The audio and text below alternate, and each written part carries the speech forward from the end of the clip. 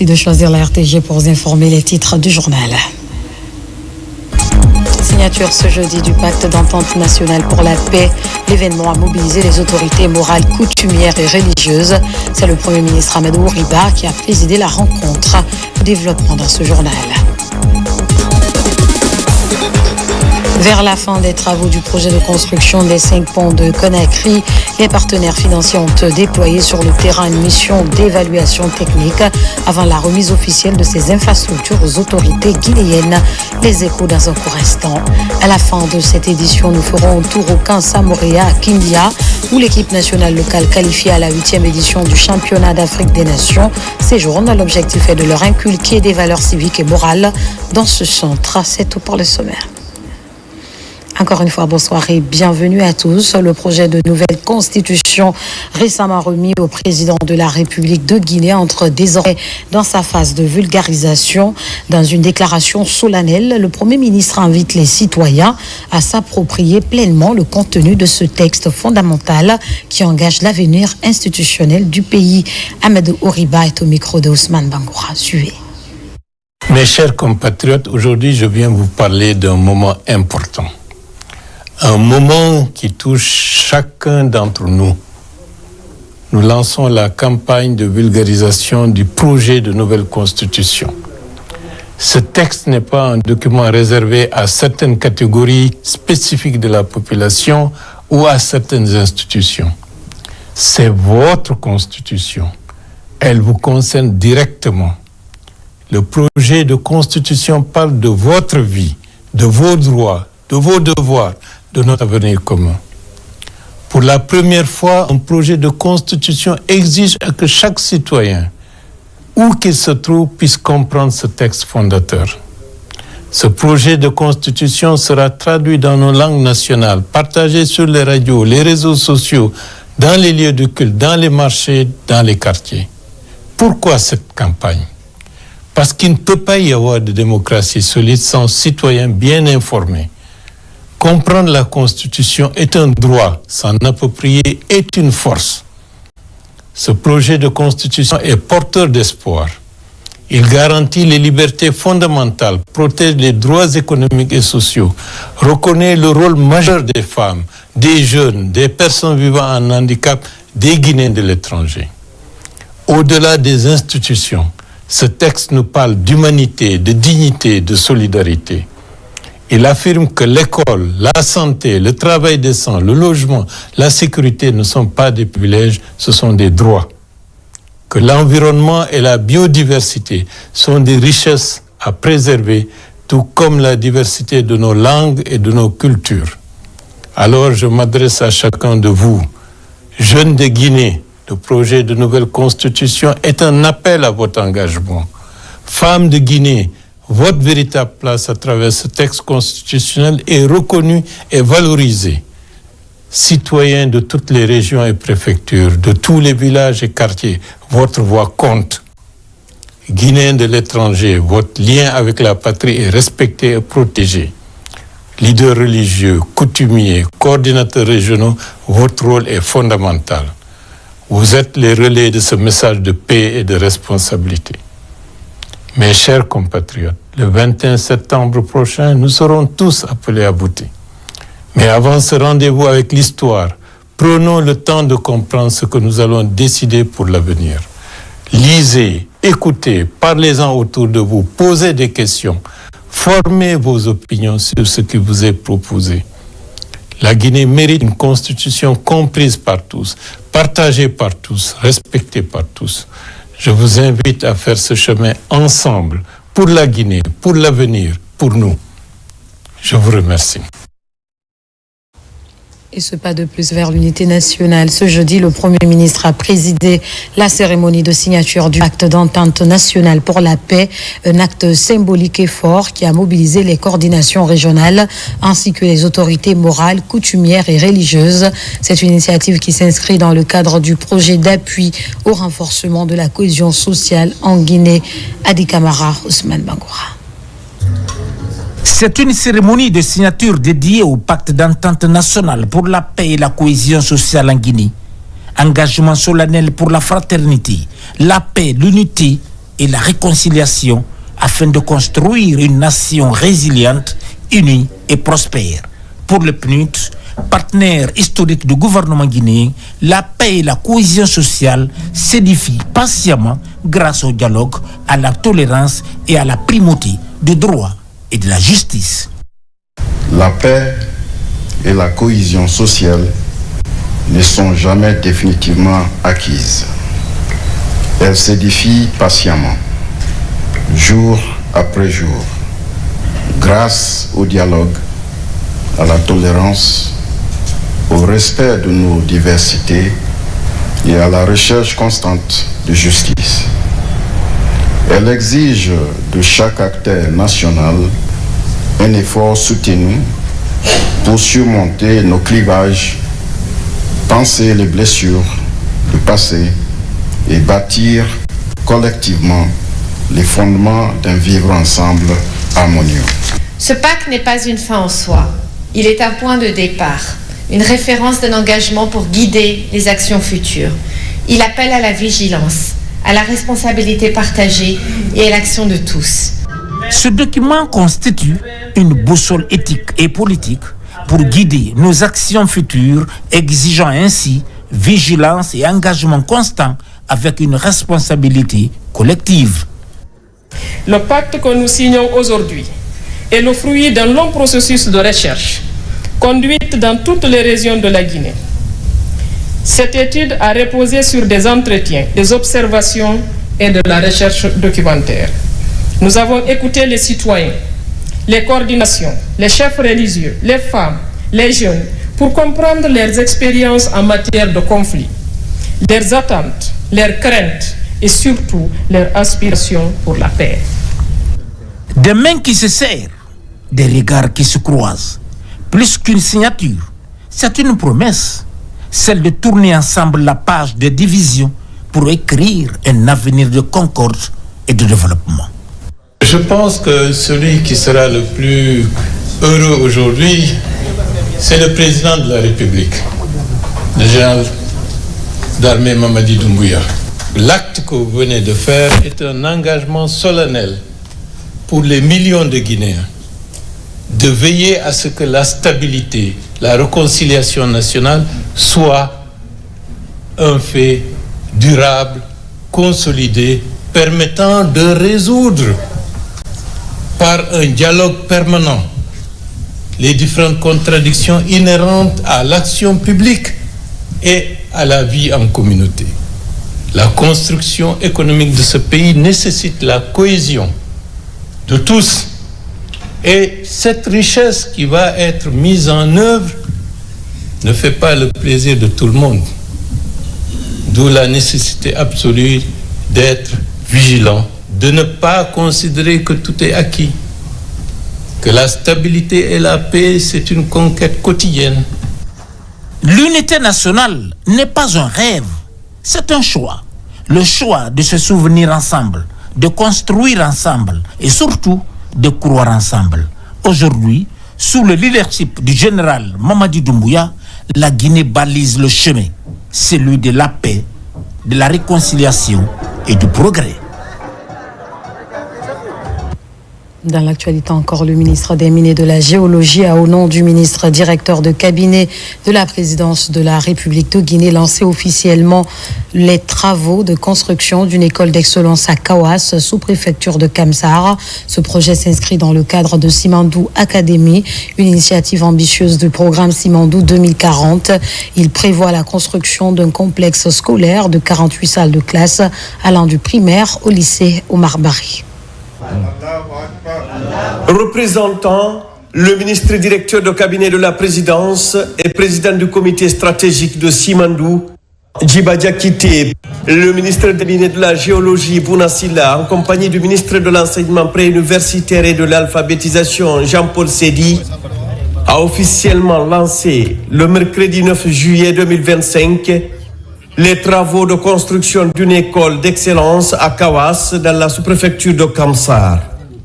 Ce projet d'envergure, qui s'inscrit dans le cadre du programme Simandou 2040, dans son deuxième pilier, éducation et culture, est un symbole fort de l'engagement du gouvernement sous le leadership visionnaire du président de la République, Son Excellence le général Mamadi Doumbouya, en faveur du développement du capital humain à travers une éducation de qualité.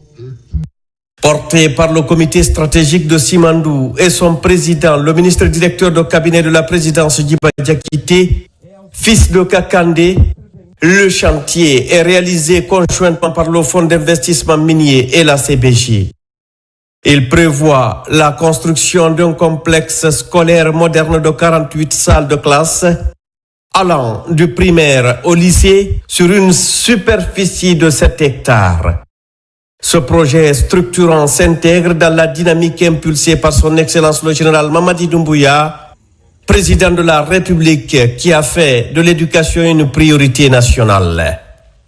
La future école d'excellence de Kawas viendra remplacer l'établissement historique de la localité qui a formé plusieurs générations de cadres de la région, notamment au sein de la CBG, Compagnie des Bauxites de Guinée. En plus des infrastructures scolaires, le projet prévoit également l'édification de 10 logements destinés aux enseignants. C'est un moment historique, pourquoi ? Parce que ce lieu a abrité et abrite encore l'une des plus vieilles écoles de Kamsar. Cet endroit où sera bâtie cette infrastructure scolaire a vu passer beaucoup de hauts cadres, des ministres, des officiers supérieurs de l'armée et des forces de défense et de sécurité, des sous-officiers et des techniciens de tout rang. Cet important projet s'inscrit dans le cadre de la mise en œuvre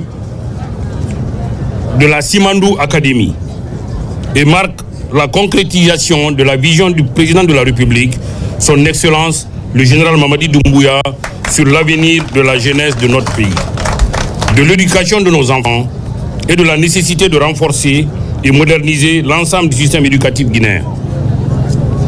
Ce projet historique témoigne de l'importance que son Excellence, Monsieur le Président de la République, accorde à l'éducation de qualité, à l'innovation et à la formation des leaders de demain. Simandou Academy fait partie du programme Simandou 2040 via son pilier 2 qui est relatif à l'éducation et à la culture. Ce lycée d'excellence et cette école primaire qui sera réhabilitée seront un lieu certes d'apprentissage mais également d'éveil de conscience, de rayonnement d'excellence et pour faire les Guinéens des citoyens de demain avec une bonne instruction civique pour l'amour de leur patrie, parce qu'on ne peut pas se développer si on n'aime pas son propre pays. Il offrira aux jeunes de notre pays, et en particulier ceux de la région de Boké, de Kamsar et de Kawas, un environnement propice à l'épanouissement intellectuel et à l'acquisition des compétences de haut niveau, souvent indispensables pour relever les défis de développement de notre pays. Je profite pour exiger le respect scrupuleux des clauses contractuelles. J'y veillerai personnellement. Ce projet, porteur d'espoir et de progrès, marque une étape importante dans notre engagement collectif en faveur de l'éducation, de l'avenir de notre jeunesse et s'inscrit pleinement dans la vision du président de la République, le général Mamadi Doumbouya, dans le cadre de Simandou 2040. Simandou Academy vise à créer un écosystème éducatif innovant, axé sur l'excellence académique, la formation professionnelle et la recherche scientifique, avec pour ambition de former les leaders de demain. L'exécution des travaux a été confiée à l'entreprise Galerie Générale Bureautique, GGB, avec un délai de réalisation fixé à 12 mois. L'école d'excellence de Kamsar est une grande infrastructure. En effet, le projet couvre une superficie de 7 hectares avec un programme architectural riche, fonctionnel et ambitieux. Il comprend 48 salles de classe conçues selon les standards modernes d'éclairage, de ventilation naturelle et d'acoustique.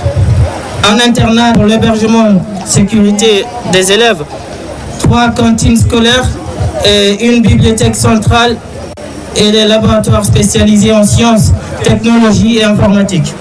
des bâtiments administratifs, des logements de fonction et un parking de plus de 70 places.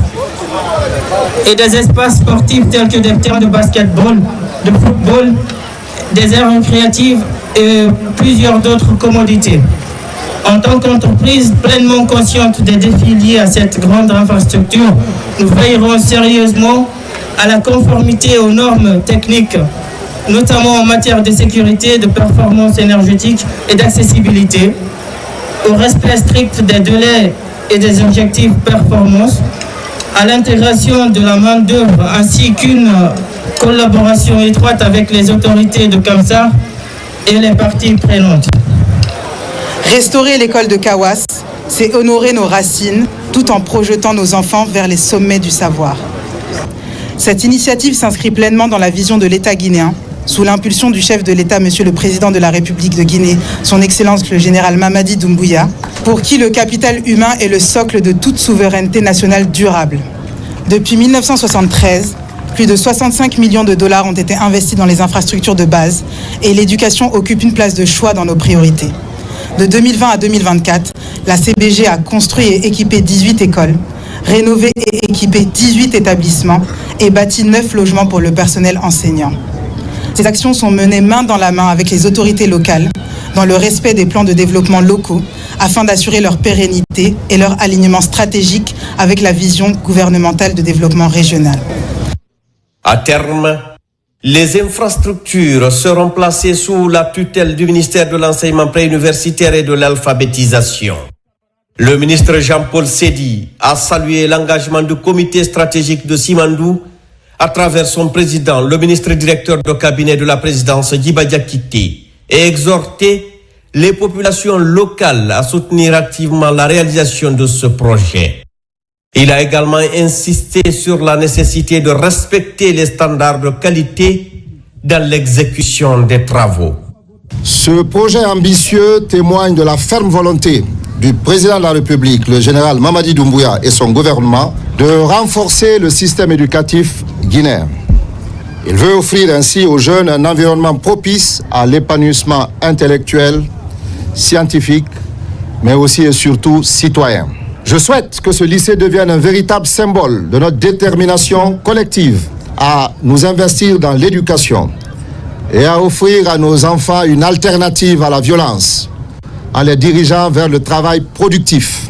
Je réitère l'engagement de mon ministère à fournir des enseignants motivés, conscients des enjeux qui se jouent sur cet édifice nouveau qui va être créé ici à Kawas. Ce projet ambitieux témoigne de la ferme volonté du président de la République, le général Mamadi Doumbouya et son gouvernement, de renforcer le système éducatif guinéen. Il veut offrir ainsi aux jeunes un environnement propice à l'épanouissement intellectuel, scientifique, mais aussi et surtout citoyen. Je souhaite que ce lycée devienne un véritable symbole de notre détermination collective à nous investir dans l'éducation et à offrir à nos enfants une alternative à la violence en les dirigeant vers le travail productif. Je réitère l'engagement de mon ministère à fournir des enseignants motivés, conscients des enjeux qui se jouent sur cet édifice nouveau qui va être créé ici à Kawas.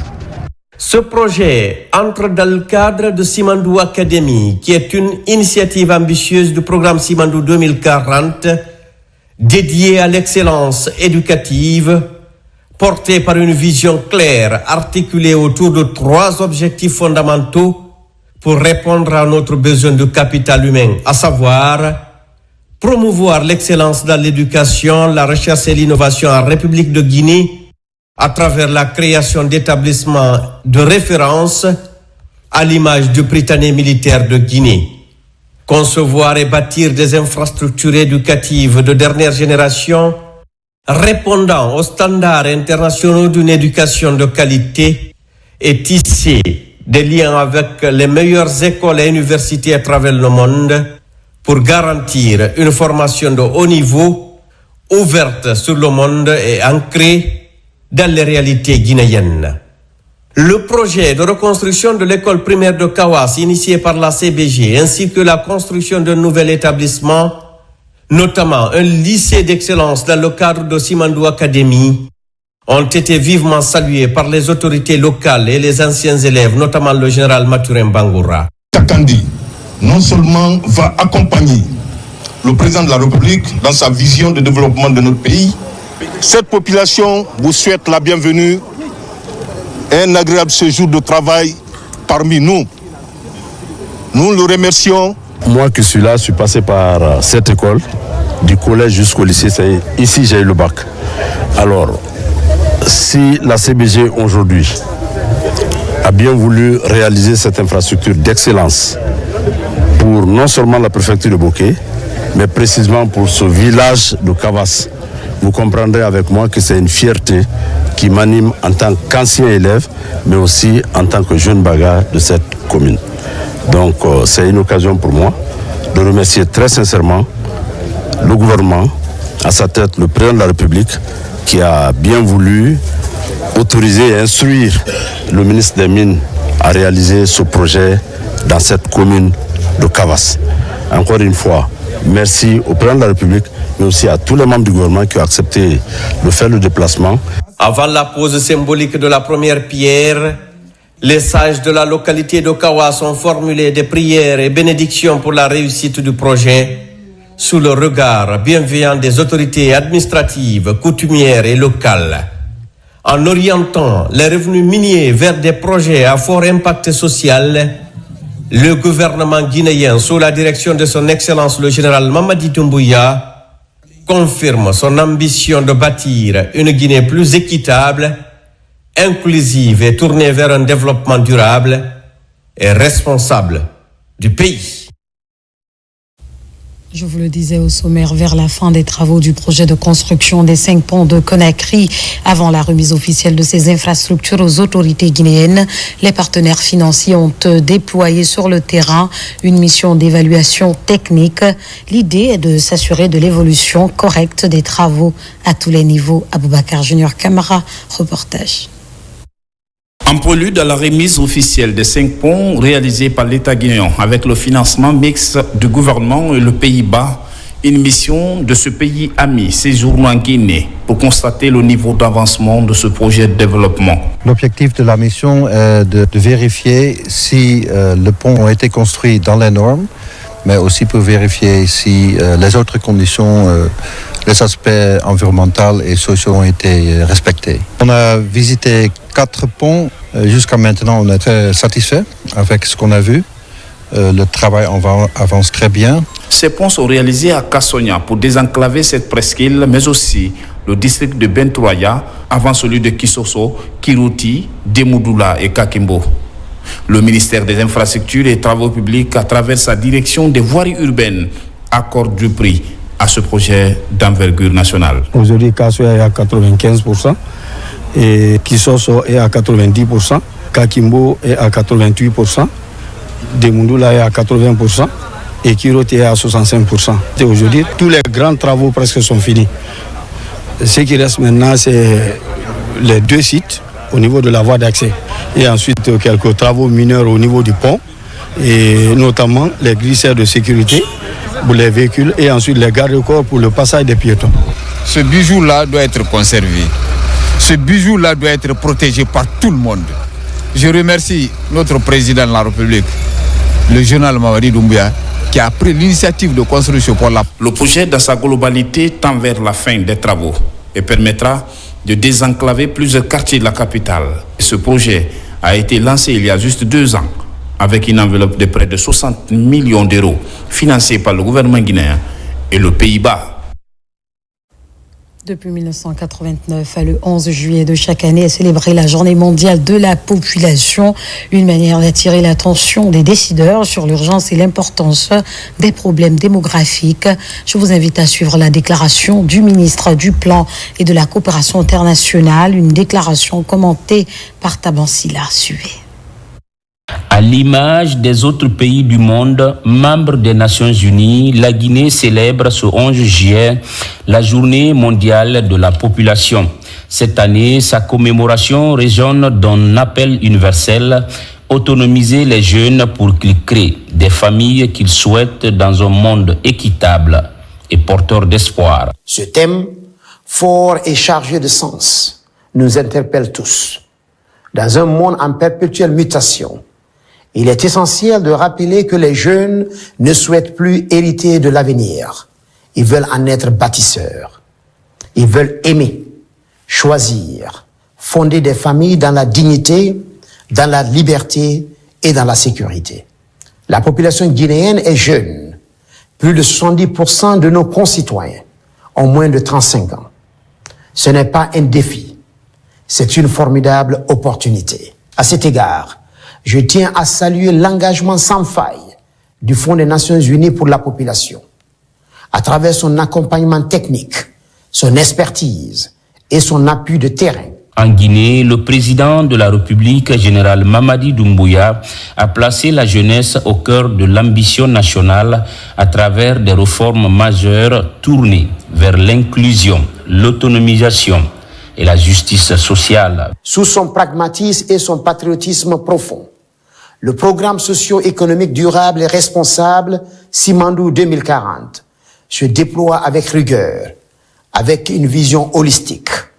Créer des villes nouvelles, des écosystèmes industriels, des centres de formation, des emplois durables et une infrastructure sociale capable de porter les aspirations démographiques de demain. À travers cette célébration, le gouvernement réaffirme son engagement à faire de la politique démographique une priorité de développement durable, à assurer un meilleur accès à la santé sexuelle et reproductive et à œuvrer pour que chaque jeune Guinéen ou Guinéenne ait les moyens de choisir sa vie, sa famille et son destin.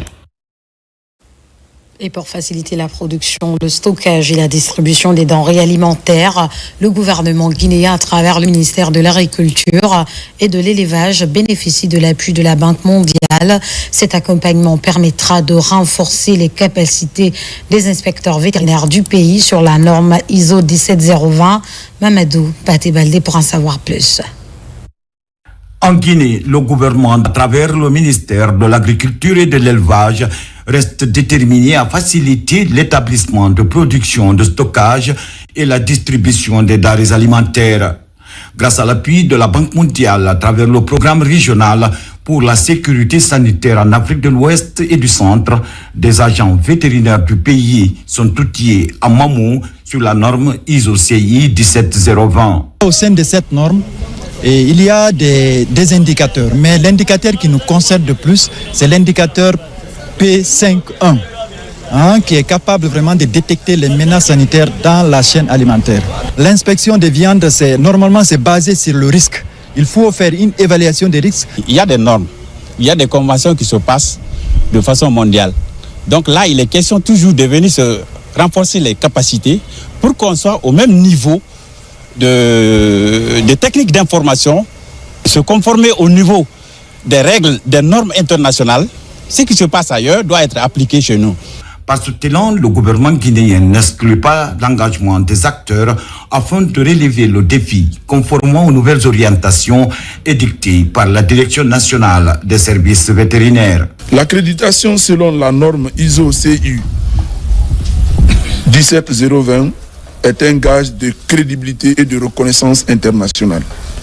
En vous formant sur cette norme, vous vous doterez des compétences nécessaires pour mener à bien vos missions de contrôle et d'inspection. Désormais, ces inspecteurs vétérinaires pourront, à partir des connaissances théoriques et pratiques acquises, d'être de véritables acteurs devant aider aux populations à bénéficier des produits de qualité répondant à toutes les normes. Et disons que l'expansion fulgurante de la drogue couche en Guinée est plus que préoccupante. Pour mener à bien la lutte, l'Institut itinérant de formation et de prévention intégré contre la drogue et autres conduites addictives a élaboré son plan stratégique quinquennal national. Il servira de boussole dans la mise en œuvre des missions qui lui sont assignées. Son assignement reportage. L'Institut itinérant de formation et de prévention intégré contre la drogue et autres conduites addictives a lancé son plan stratégique quinquennal pour les 5 dernières années. Objectif, réduire significativement la consommation et le trafic de drogue, notamment la couche en Guinée.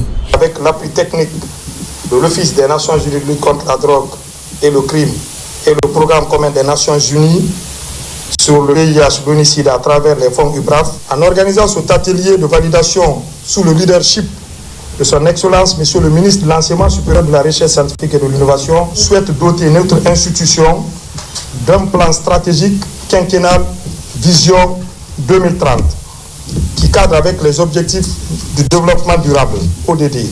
La validation de ce plan stratégique intervient dans un contexte marqué par la recrudescence des décès liés à l'usage de la drogue couche.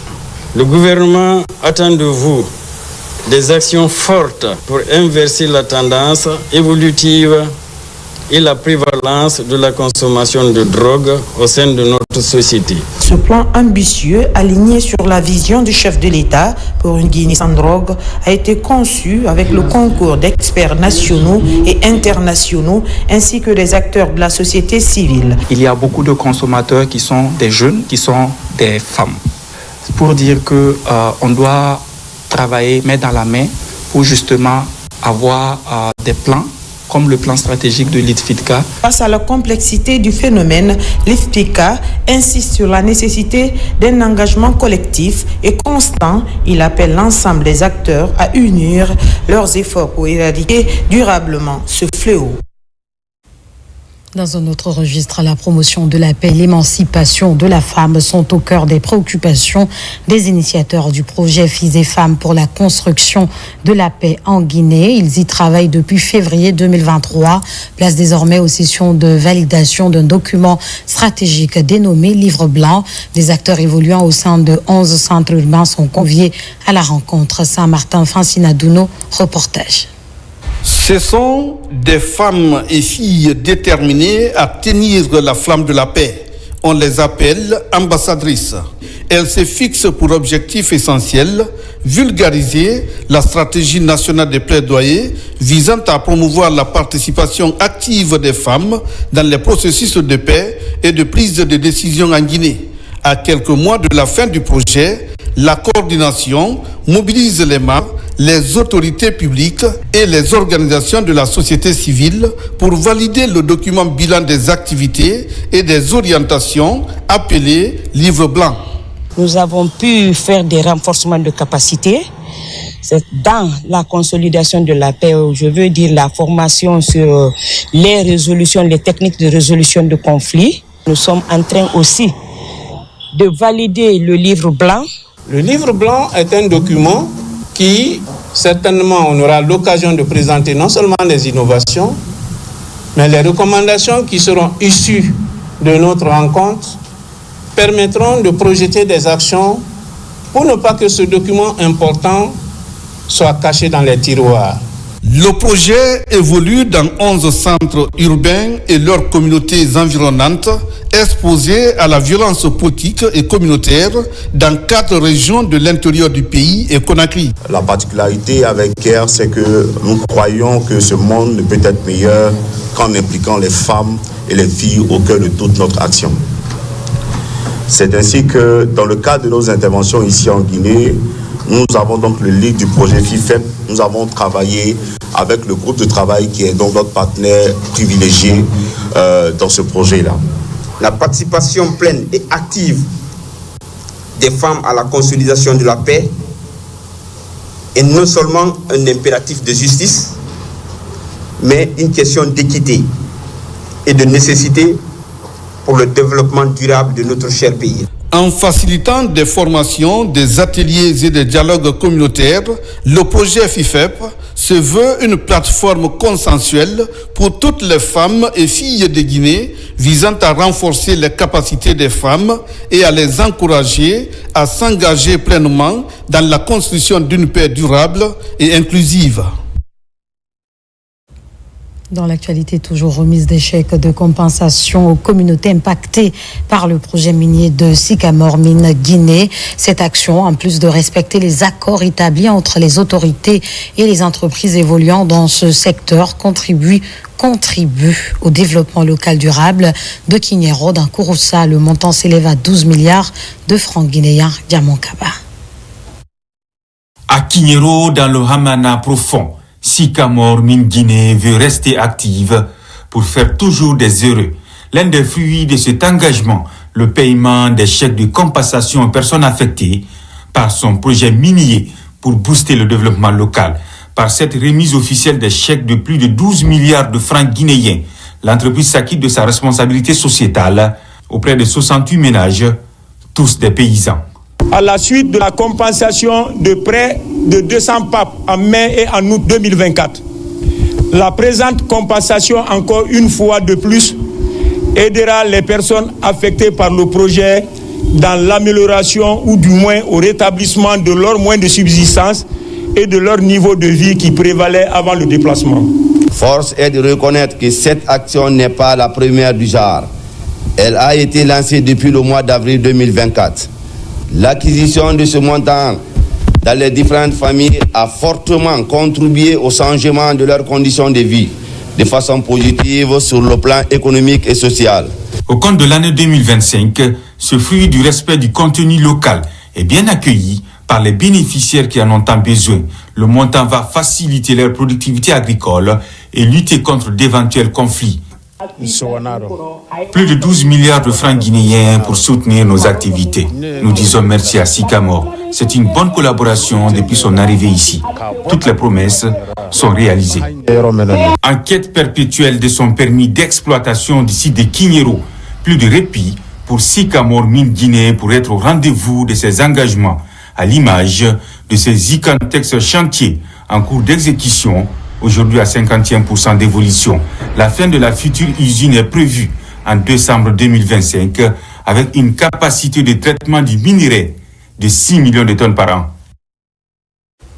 Comme annoncé dans les titres, le Sili national de Guinée est au camp Samoréa de Kindia. Cette équipe nationale locale est qualifiée à la 8e édition du championnat d'Afrique des Nations. Avant le départ pour la phase finale, des valeurs civiques et morales leur seront inculquées dans ce centre. Gibril Kamara, Mori Kamara. Quelques jours avant son départ pour le championnat d'Afrique des Nations, le Sili national local séjourne depuis lundi au centre d'entraînement aux opérations de maintien de paix de Kindia. Ici, ces jeunes footballeurs apprennent la technique liée à la résistance et la rigueur dans le travail. Dans l'enceinte du camp, ça se passe bien. On a beaucoup appris le patriotisme. On a appris comment défendre le pays, la dignité. On nous a appris beaucoup de choses. Nous allons bien représenter le pays dignement, Inch'Allah. Sur 14 millions d'habitants, si vous êtes choisi pour représenter la nation, vous devez savoir ça pour se battre corps et âme. Je ne m'attendais pas si ça allait être ainsi. Mais en tout cas, ça y va dans l'intérêt des joueurs parce que c'est pour faire comprendre à tout le monde c'est quoi aujourd'hui la nation. Nous-mêmes, nous avons tiré pas mal de leçons à travers ce qu'on a vu dans le camp. Ce stage civilo-militaire fait désormais partie de la stratégie nationale pour tout cadre guinéen, afin qu'il s'approprie la quintessence de l'esprit d'équipe et l'amour de la patrie. Cette collaboration est rendue possible grâce à une synergie d'action entre le ministère en charge des sports et celui de la défense nationale. Je crois que c'est une première, une équipe engagée dans la compétition africaine, les envoyer au camp Samoréa pour quelques jours pour venir apprendre quelques notions de base de civisme. Ces jeunes joueurs, ils vont sur le terrain. En partant, c'est le président de la République qui leur remet le drapeau.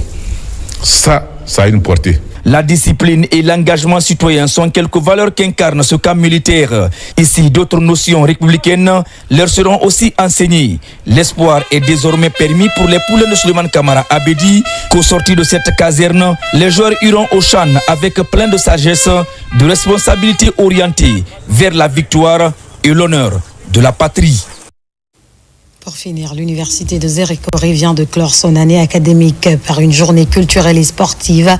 Après une année riche en activités pédagogiques et un projet de rénovation et d'innovation, l'institution a accueilli une délégation d'étudiants venus de la République sœur du Libéria dans le cadre de l'intégration et du partage d'expériences.